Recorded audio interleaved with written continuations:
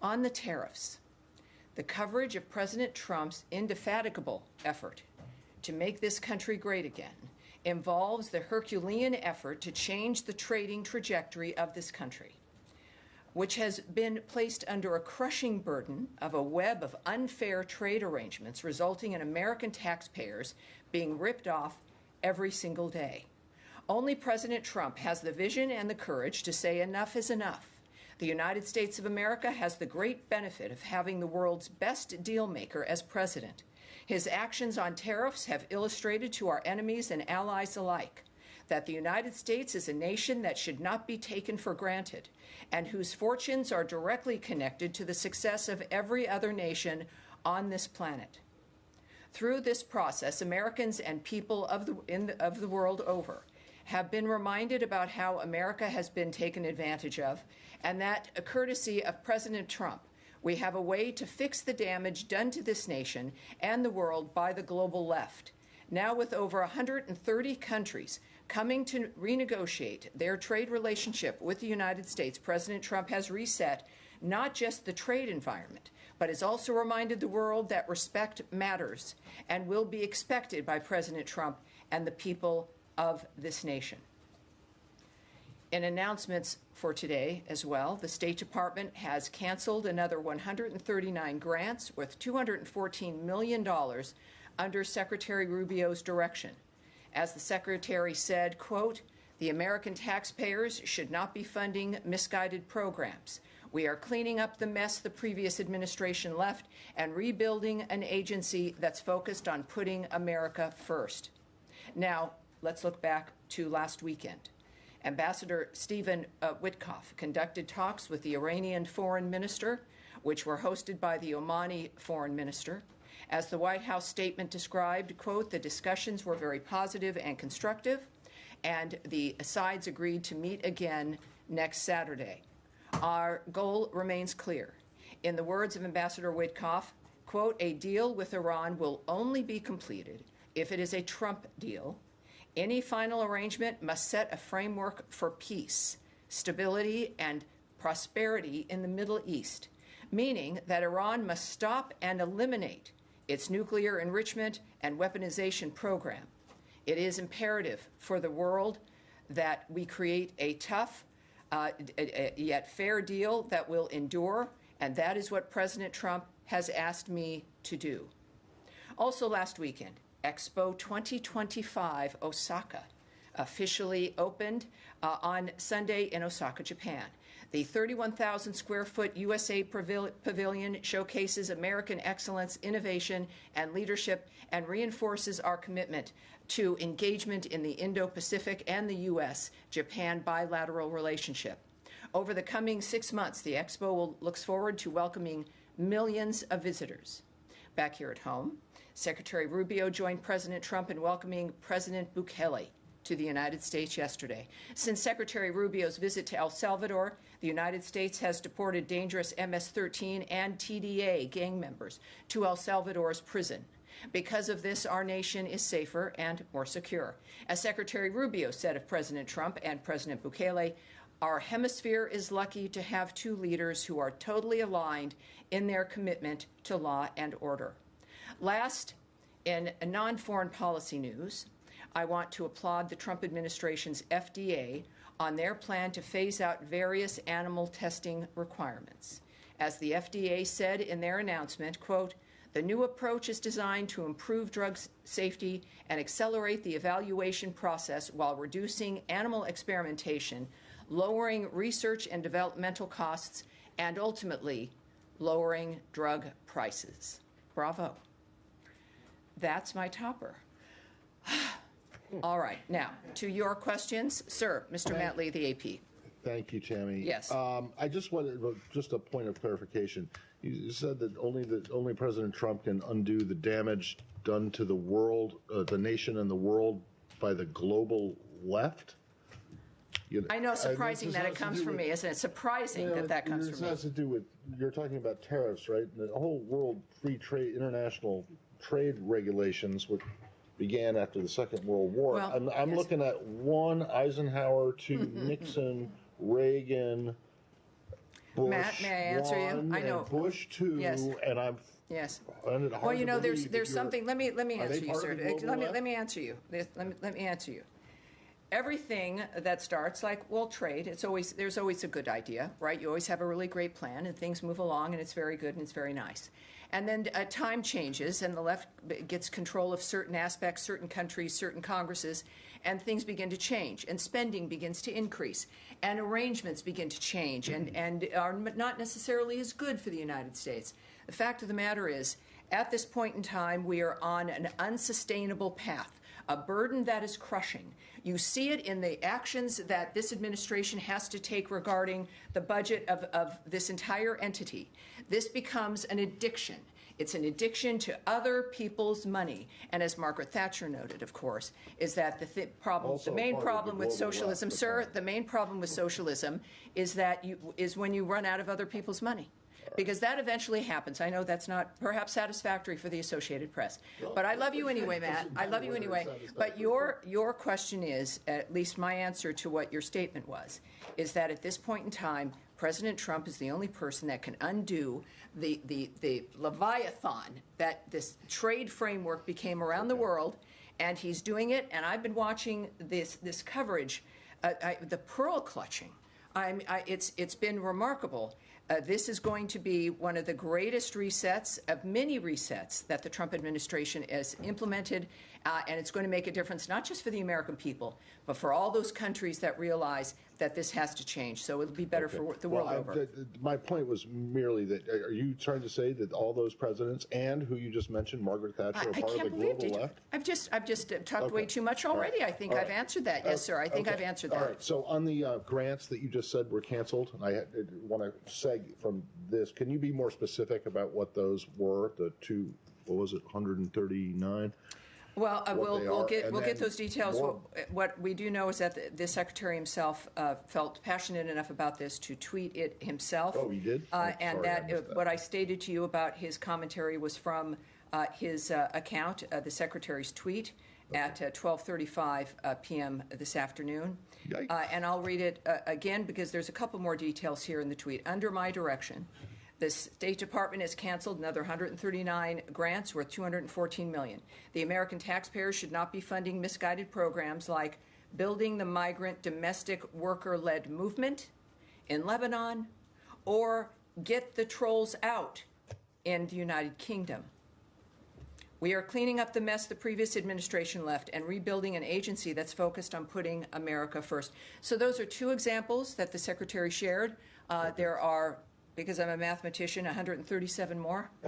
And I'm sure at some point we will, I believe that, I'll tell you what, let's see if we can find the full list. And we'll move ahead accordingly. So, and that just segs into the broader budget question. You saw the reports yesterday and the day before about the OMB plans for a drastic reduction in the State Department, or the Function 150 budget, which includes state and USAID. What can you tell us about that? Those? I can tell you that throughout the history of the United States, everyone has a budget plan. And everyone has ideas for budgets. And every president has a budget plan and sends it to Congress. And then Congress either accepts it or they have their own ideas, which happens more often than not. I can tell you that whatever you've seen in public was not released from this entity, was not released from this department, it was not released by the Secretary, that there is no final plan, final budget, final dynamic. That is up to the White House and the President of the United States as they continue to work on their budget plan and what they will submit to Congress. So I would suggest that you check with the White House. But the kinds of numbers, and what we tend to see, is reporting that is early or wrong or based on leaked documents from somewhere unknown, and then everyone writes stories about those things. And earlier, when I was speaking with our bullpen here, whom I love most of the time, it would be wise to be cautious before acting on every single element you see leading up to something as important as this budget coming in from President Trump. So we'll wait and see. Of course, again, these are not known or finalized or planned. Only President Trump has that information, and we're going to see it soon, I'm sure. Okay. All right. Thank you. Yes, ma'am. I'll follow up on that, though.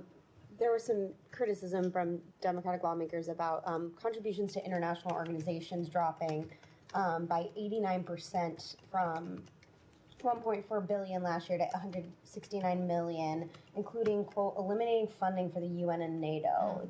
Is that something that the department is considering, eliminating funding from those agencies? You know, that's from a story that is looking at a memo that was leaked or not from a plan that is a suggestion. What I can tell you, though, is it really makes me concerned when I see the word eliminate. I traveled to NATO for that summit with the secretary. Every meeting, every moment, every time on camera, in every bilateral meeting, talking with the Secretary General, the one message, it was with several messages, but the singularly important message that everyone there cared about was the fact that the Secretary of State of the United States reiterated our complete commitment to NATO, as has the President of the United States. Now, what we also want in our commitment means that we want to make sure and help to make sure that the nations in NATO can actually deliver on the mission of NATO, which is to be a deterrent. It is not to help with wars or to help fight them or to fund them or to make it a little bit better as the wars are going on. NATO was meant to be a collection of entities that would stop the bad actors from doing the bad thing, because it would be very, very bad for them if they did it. And at this point, clearly, we've got nations that have got to ramp up, share the burden, increase their defense spending, not because we're meanies, but because we are committed to NATO. And NATO has to be the thing that it has been purported to be and expected to be at the beginning and wants to be. I have to tell you that there is recognition of this fact. At NATO, the number of countries increasing their budget commitment to defense, the recognition that it was an important thing, without exception. And that's where, when we think about a story about eliminating funding to NATO, couldn't be further from the truth. This is about making NATO stronger, making NATO, well, dare I say, great again. But that's where it becomes like fear-mongering and understandably upsets people. But as I've said with the other review we've had with the foreign aid, some things will change, but it doesn't mean that we've changed our commitment to something, but it may look different. That if, in fact, other nations are coming together and raising their commitment and their contribution, perhaps the American contribution then does come down, and yet NATO is stronger.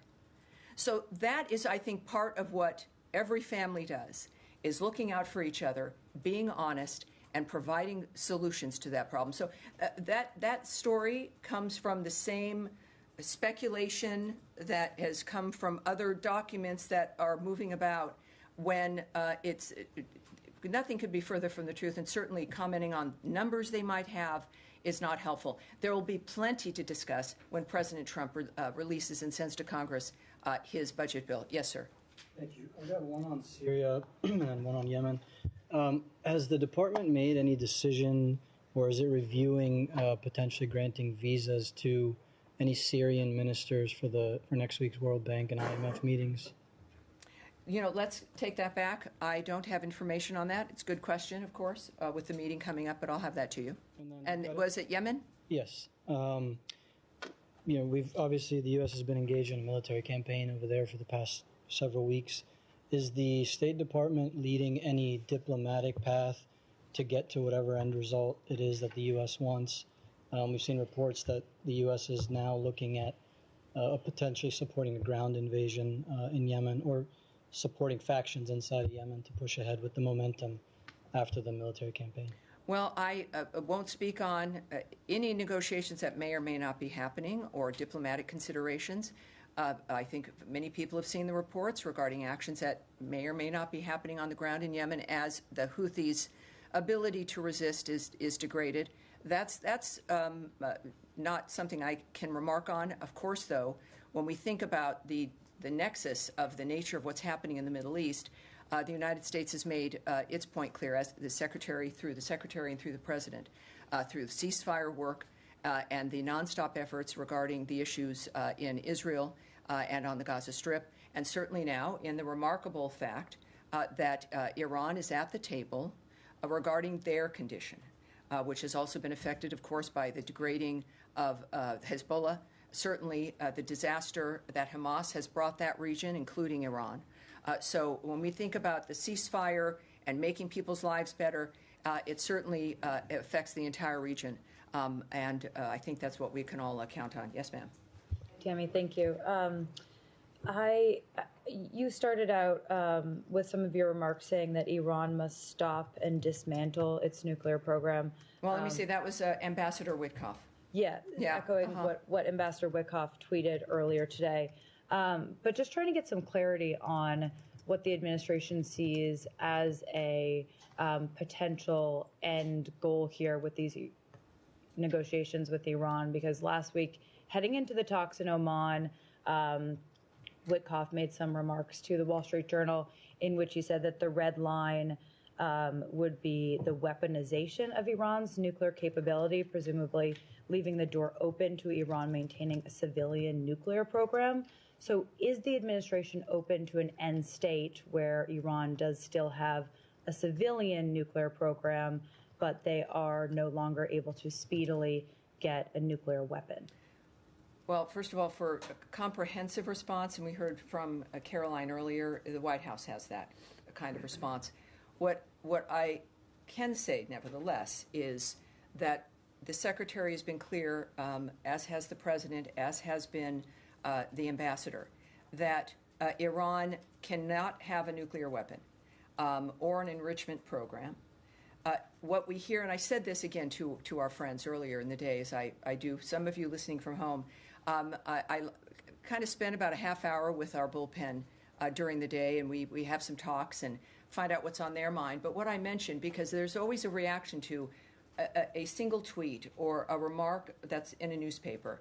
And as we are clearly moving to a secondary meeting, which I still won't call a negotiation, but that could change, is that these are people who are the best in the world. Ambassador Witkoff clearly is one of the best people in the world for negotiating and for dealing with bad actors and getting peace and ceasefires. But when things are being said in the moment, in public, it is, you must consider that these are not, that's not part of how they negotiate in the sense of whatever they're talking about together. And that one should always wait and see that no one's negotiating in public. No one is, I don't know who that message would be for or the nature of what's said and how and what format. I would say what matters is an end result, our parties agreeing, papers being signed. It is not what people say, but the actions they take. We have shown that as a nation when the actions that we take and the nature of what we commit to, you can combine the two of what we say and what we do. But I would say that there's one goal here, and that is that Iran cannot have a nuclear weapon, and certainly or the enrichment program, and that is, I think, a pretty easy thing to start with, and that is the one thing that we know that they're working on, and I think we'll have some success considering who we're addressing. So just yes, sir. Follow up on Iran.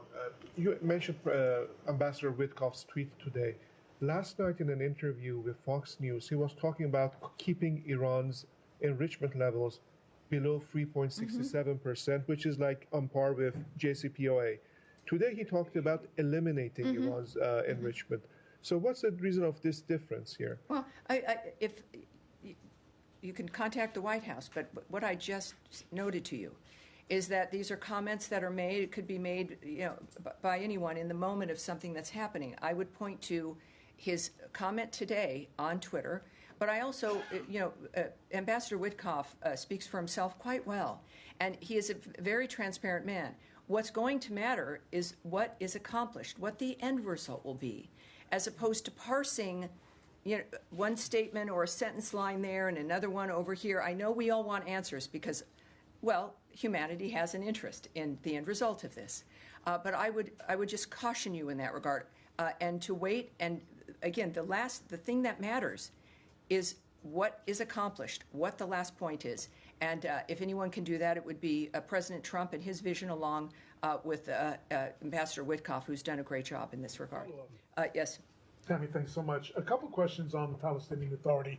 The Times of Israel reported a few days ago that Mahmoud Abbas had sent a letter to Secretary Rubio trying to open up the door to get certified that the pay for slay program has been ended by the Palestinian Authority. I know you're not going to comment on that correspondence, but in a broader perspective, the State Department is not exactly doling out foreign aid with any enthusiasm at the moment, and the purpose of ending pay for slay would be to restart foreign aid to the Palestinian Authority. So does the State Department have any appetite at this point to start that process if the end result is no foreign aid being distributed in the end anyway?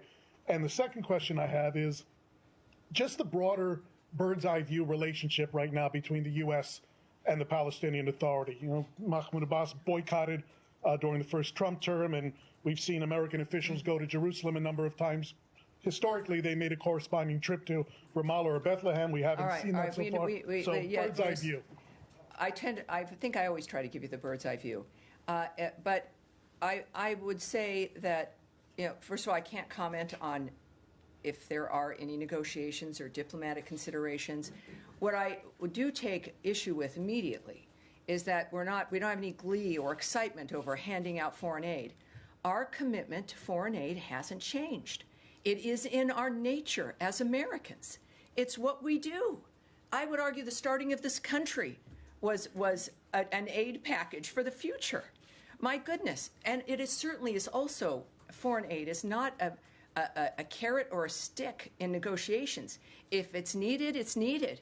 If it isn't, it isn't. We don't use it in that fashion. So it's, yeah, I like you very much, and I think you're a nice guy. But it's always disheartening. I don't want to be mean. I don't want to be mean. Only to Matt I want to be mean. It's disheartening because, but it reminds me, and I'm glad that I'm here, to repeat, for people to not be left with that impression, that it's not like, oh, we got to give foreign aid. You know, it would be great if nobody needed foreign aid. But we know that we are a country with incredible resources. We know that. And we have incredible responsibilities. And we do not shy away from them. It's part of why we do what we do. We want to be a part of the world. We know we can help, and we do. So it's not ever a part of that we just don't want to do something, and so we're not. It's can we? And can it be done properly? Is it aligned with what's great for the United States? And mostly also, certainly it is not used as a weapon. And I just want to say that as strongly as I possibly can. And as far as the nature of what's happening, we are asked often by many of you in different ways, is that there is a constant, regular commitment to Gaza, to the Gazan people, certainly to one of our strongest, if not most stalwart ally, Israel, who have, by the way, a new ambassador from the United States, Ambassador Mike Huckabee. So we're very excited about the future. We are working constantly to have a ceasefire and to change the trajectory on the ground. That has not stopped.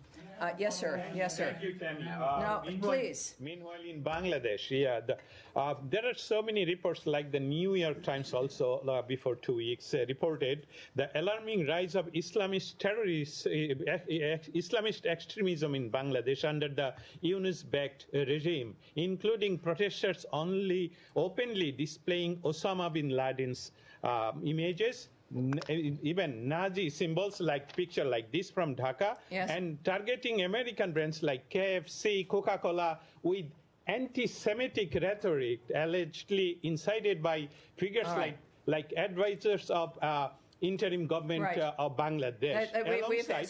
Sir, I've heard you, and I know and I appreciate your passion, and Bangladesh is a country with certain issues. They are also a country that we've talked about often, certainly with the questions from the crew here.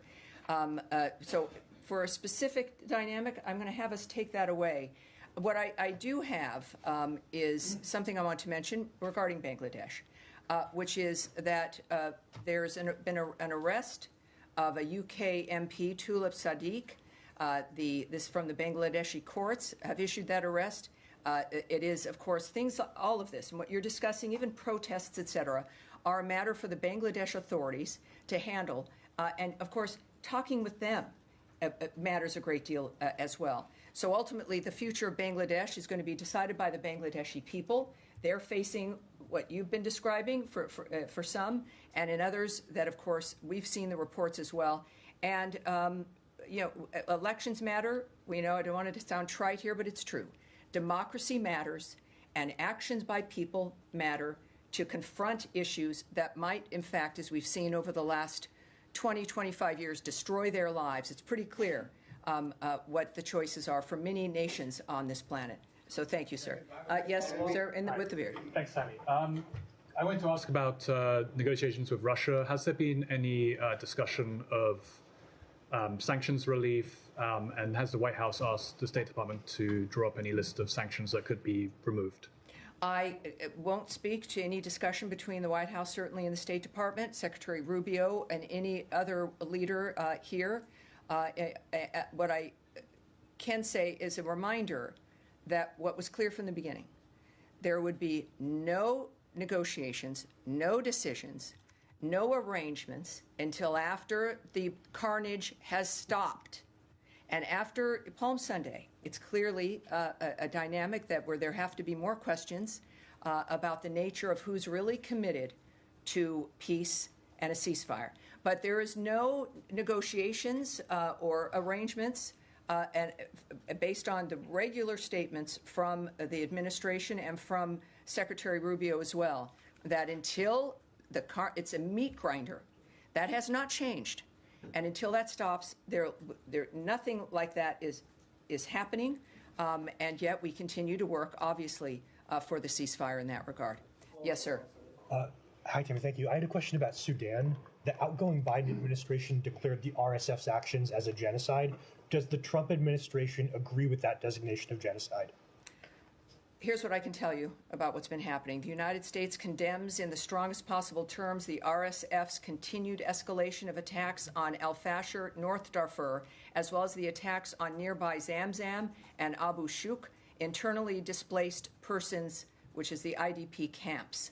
We are deeply alarmed by reports the RSF has deliberately targeted civilians and humanitarian actors in Zamzam and Abu Shuk. We condemn the RSF's attacks on the most vulnerable of civilians, including killings of at least 10 U.S.-funded relief workers providing critical life-saving assistance.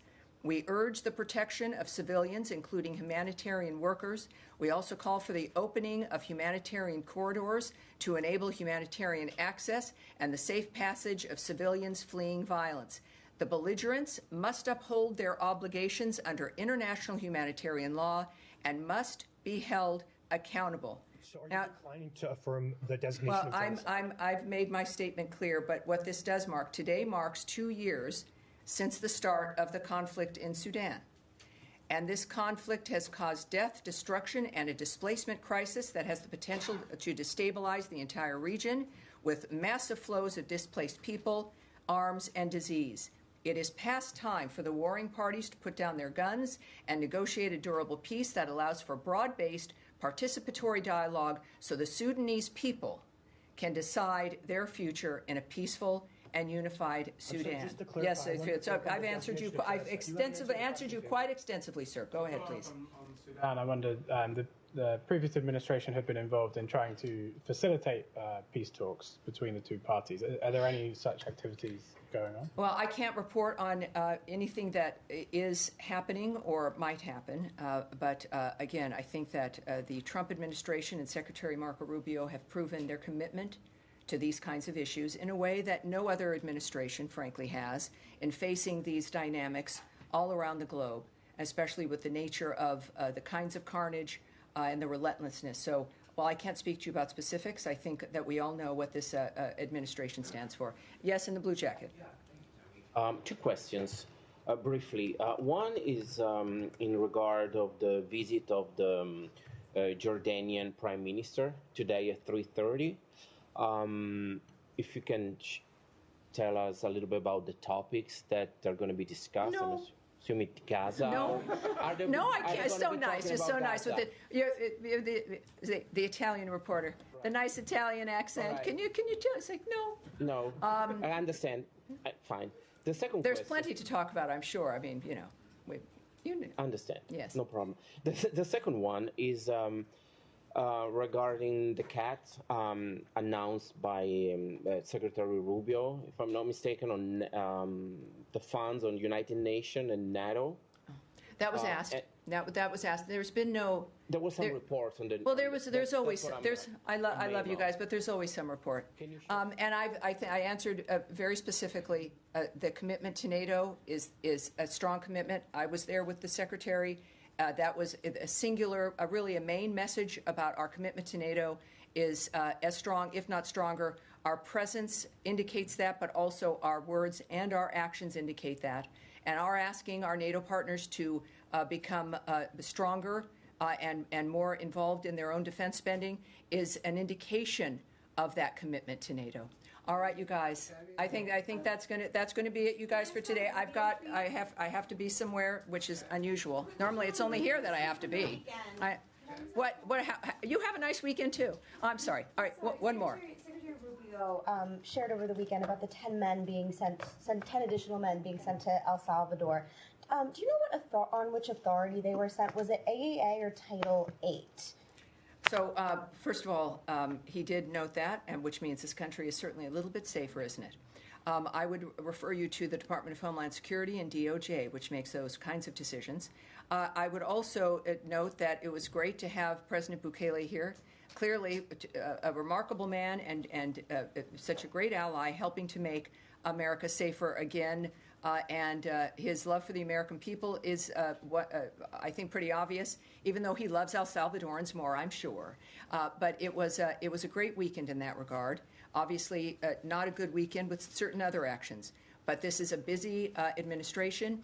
It is a country that is standing ready to do what's necessary to help not just their neighbors, but also the rest of the world.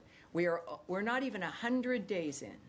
And it's I don't know, I'm having a great time. I don't know about you guys. So I look forward to more, and thank you for that question, and I will see you on Thursday. Thank you, everyone. Except for